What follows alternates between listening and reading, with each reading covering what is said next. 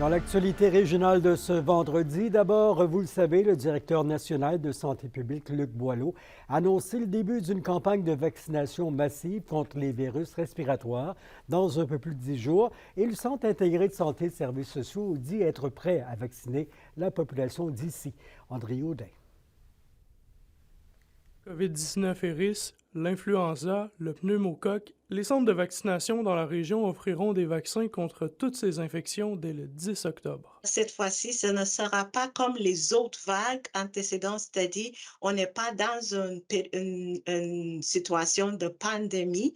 Ça va ressembler plutôt que ce qu'on avait avant la pandémie, c'est-à-dire la vaccination on faisait toutes les périodes d'automne. Là. Bien que l'ensemble de la population aura accès aux différents vaccins, la Direction régionale de santé publique rappelle que les clientèles prioritaires seront vaccinées en premier. On vise des personnes de 60 ans et plus, on vise des personnes qui résident dans des milieux de milieux collectifs. Donc, on parle des CHLD et de ressources intermédiaires pour des personnes aînées et aussi les RPA.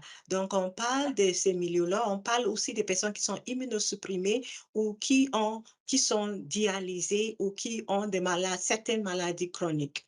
De même que des femmes enceintes et les travailleurs de la santé. Donc, c'est des personnes pour lesquels il y a une recommandation forte d'aller chercher une vaccination. Le 6 de l'Abitibi-Témiscamingue confirme que les centres de vaccination deviendront des points de service permanents où la population pourra aller se faire vacciner et dépister à tout moment, tel que souhaité par le ministre de la Santé plus tôt cette année. L'ajustement va être fait en fonction des ressources disponibles et aussi en voyant de quelle manière on peut mieux répondre à la réalité et aux besoins de chaque territoire. Parce que vous savez qu'en Abitibi-Témiscamingue, la réalité de chaque secteur n'est pas nécessairement le même. Les gens qui désirent se faire vacciner peuvent déjà prendre un rendez-vous sur la plateforme en ligne Clic Santé.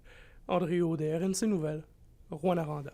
La réconciliation entre Autochtones et Allochtones se décline sous différentes formes, vous le savez. L'une d'elles est économique. Vincent Tremblay se penche sur la place qu'ont les entreprises.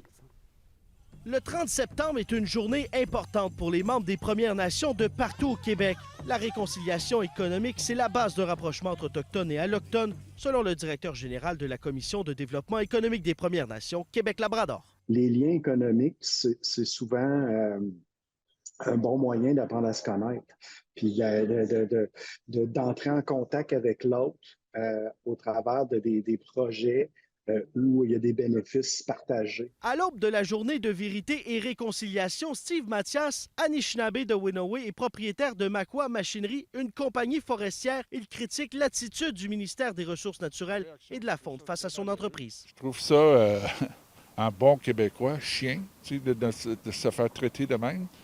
Puis c'est carrément de la discrimination. Il estime que le ministère prive sa compagnie de contrat à la suite d'une prise de position de son conseil de bande, une situation qu'il déplore. Cette année, quand on a vérifié pour avoir les volumes, là, le nombre d'hectares que j'aurais à faire, la réponse que j'ai reçue, c'est qu'il y a une décision qui a été prise au niveau du ministère, comme quoi que les volumes pour ma compagnie Makwa ont été mis de côté cette année. À Rouyn-Noranda, l'entreprise minière Forage RJLL a quant à elle développé des partenariats avec des communautés autochtones pour avoir un impact positif sur leur territoire. C'est juste un incontournable pour nous. On voit justement avec Asibi, la communauté du Lac-Simon qui prennent de plus en plus leur place, qui veulent développer aussi leur socio-économique, aider les gens de la communauté aussi. Le cabinet de la ministre des Ressources naturelles et de la Faune, Maïté Blanchette-Vézina, nous a répondu prendre très au sérieux les accusations de Steve Mathias et qu'en début de semaine, on devrait obtenir des explications. Vincent Tremblay, RNC Nouvelles, à Val-d'Or. La monnaie royale canadienne commémore à sa manière cette journée de soutien au peuple autochtone. L'organisation offre d'ici décembre l'an prochain une médaille souvenir pour le fonds de soutien Namikinimak. Je me souviens d'eux. Jusqu'ici, plus de 140 000 $ ont été remis au Centre national pour la vérité et la réconciliation. Donc, c'est une médaille qui coûte 10 $ et puis tous les profits nets sont donnés au Centre national de la vérité et la réconciliation pour faciliter la guérison, des cérémonies, l'entretien des lieux de sépulture et monter plusieurs monuments et projets commémoratifs. Elle est belle, cette médaille-là. Là. C'est quand même, c'est riche en imagerie symbolique. Ah, absolument. Oui, oui, j'en porte une. Il y a un aimant là, qui vient avec, et puis ça nous permet de porter la médaille OK. et de vraiment signaler notre engagement et notre soutien.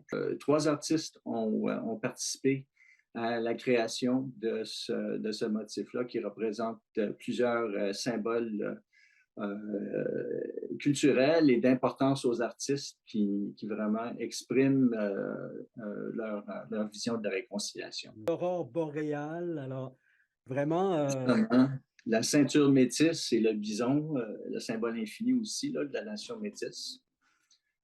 C'est pas le symbolisme qui manque. qu'est-ce qu'en pensent les Autochtones de l'initiative? Ce qui est touchant là-dedans, c'est que nos partenaires autochtones ont beaucoup apprécié qu'on les avait écoutés et puis on leur avait donné une voix par la médaille souvenir. Donc, c'est bien important qu'on puisse communiquer le sujet de la médaille et faire essentiellement réfléchir tous les Canadiens qui l'aperçoivent et qui en parlent. Plus de 3500 personnes ont participé cet été à la douzaine d'activités du mouvement Les Avenues de la Troie au centre-ville de Val-d'Or. Un premier bilan positif pour les organisateurs qui seront aussi actifs cet automne et l'hiver qui vient. On a finalement pu démontrer à la population que justement ces actions-là, ces projets-là qu'on avait préparés permettaient justement de se réapproprier le centre-ville. Aujourd'hui, on a vu avec le bilan comment il y a eu des activités qui ont rassemblé des gens au centre-ville. Puis on a bon espoir que le discours qu'on a va faire en sorte que les gens vont encore avoir plus envie de venir.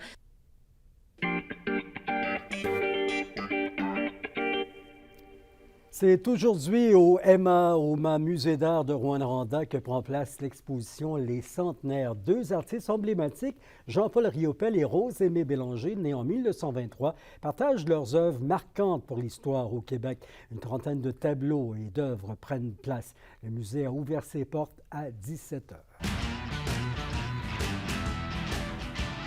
Les foreurs et les huskies sont de retour en action en fin de semaine. Val-d'Or reçoit ce soir les Cataractes de Shawinigan alors que les Voltigeurs de Drummondville sont à Rouyn-Noranda. Des matchs qui commencent à 19 h. Drummondville demain à 16 h est à Val-d'Or et Shawinigan à 19 h à Rouyn-Noranda. Si les foreurs veulent continuer sur leur lancée de la première semaine d'action, les huskies, eux, veulent rebondir après 2 défaites aux mains de leurs rivaux de la région.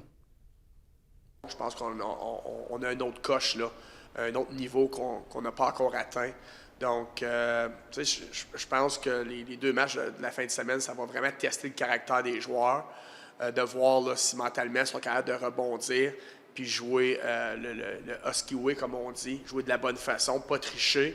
Puis je pense que si c'est le cas, on va être récompensé. Match à tous les partisans. Un peu plus de nuages à l'horizon en fin de semaine, paraît-il.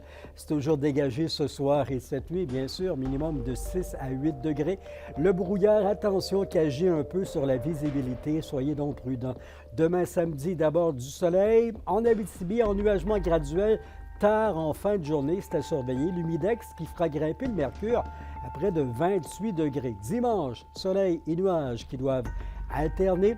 60 % de risque d'averse du côté de l'Abitibi et autour de 23 degrés au Témiscamingue, plus de soleil. C'était vos infos régionales. La télévision étant sous charte fédérale, on est en congé lundi pour la réconciliation. Alors bon long week-end, si c'est aussi votre cas. À mardi. Au revoir.